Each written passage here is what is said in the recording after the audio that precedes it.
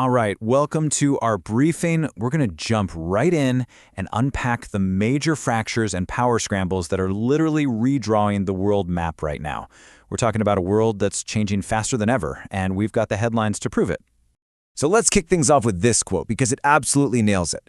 Globalization is over. It's every nation for itself. This isn't some far-off prediction, folks. This is a diagnosis of right now. And honestly, just in the last 24 hours, you can see the whole old world order coming apart at the seams, and it's happening fast. Okay, so to really get what's going on, you have to look at the epicenter of this whole thing, the United States itself. You know the cracks that are showing up inside America? Well, they're not just a domestic problem anymore. They're sending out massive shockwaves that are hitting the rest of the world. And you're seeing headlines like this one pop up more and more. Why are U.S. federal agents gunning down Americans? I mean, that's not just some sensational story. It points to a real growing concern around the globe about just how stable the U.S. actually is. And you've got to ask, right? If the world's superpower looks like it's at war with itself, what on earth does that mean for the rest of us? And this internal chaos, it's hitting right at the very pillars of American power. You know, all these public fights with the Federal Reserve, that's not just political drama. It really chips away at the world's trust in the U.S. dollar. And let's be real, that's a foundation that, if it starts to crack, could bring the whole house down. And it's not just journalists saying this, by the way. You've got major players like the Eurasia Group. They're one of the top political risk firms out there, and they are pointing to this exact thing.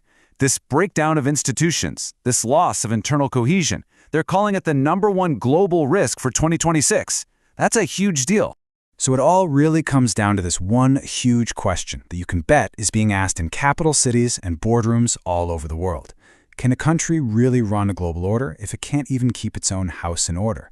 It's a serious question, and right now, nobody has a clear answer. Okay, next up, the global resource scramble. Because this instability in the U.S. isn't happening in a bubble. It's actually fueling a whole new, much more aggressive kind of global competition. The days of cooperation, gone.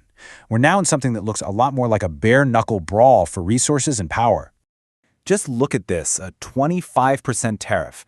The U.S. is threatening to slap this on any country that keeps trading with Iran. Now, this isn't some small targeted sanction. No, this is like firing a cannonball at the entire global trade system. It's basically forcing every other country to make a really, really tough choice. And that's really the crucial point. People who watch this stuff for a living, they're not calling this a trade dispute. They're calling it an undeclared war on the global south.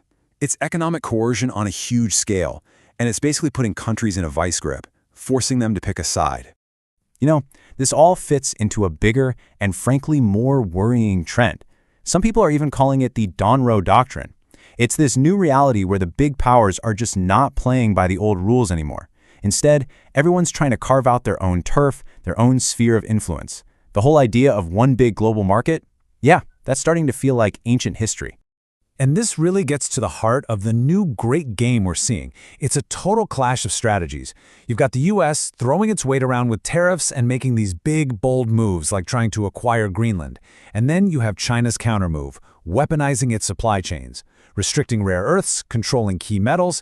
They're playing a long game, leveraging the stuff the world can't live without. I mean, this scramble for resources is getting so intense that it's leading to some wild ideas, like the U.S. potentially buying Greenland. Now, to be clear, most experts say this whole rare earths cornucopia idea is a total myth. The climate is brutal, there's no infrastructure, but hey, the fact that it's even on the table, that tells you everything you need to know about how high the stakes have become. So you have to wonder, if the old economic rules are just gone, completely thrown out the window, what replaces them? I mean, when economic pressure isn't enough, what comes next? Unfortunately, the answer to that is becoming, well, brutally clear. Which brings us to Ukraine. Because here, the collapse of the global order isn't some abstract idea you debate in a classroom. No, it's a brutal, kinetic war. It's a daily reality for millions of people. What we're seeing now is Russia escalating its strategy in the most brutal way imaginable. They're using what are called scorched earth tactics, and that means they're not just aiming for military targets anymore.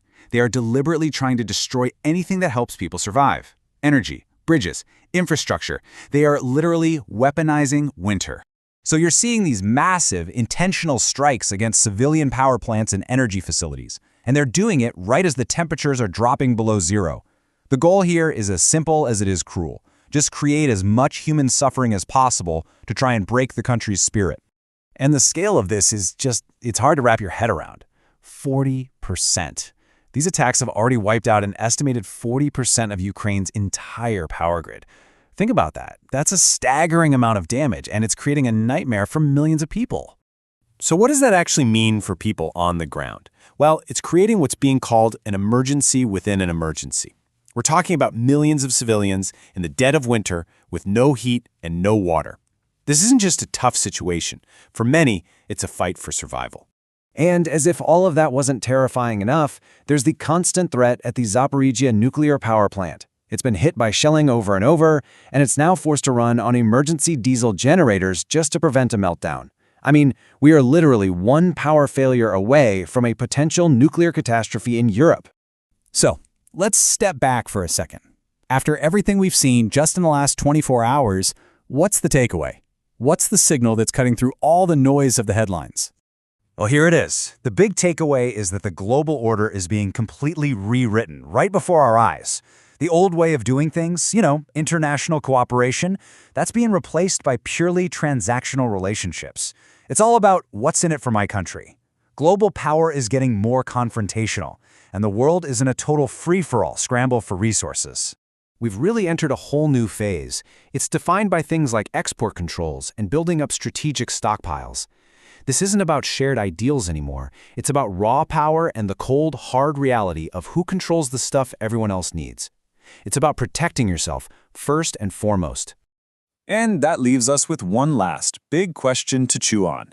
In this new free-for-all world, if the old rules are gone, who gets to write the new ones? And maybe more importantly, what are those rules going to look like for the rest of the world?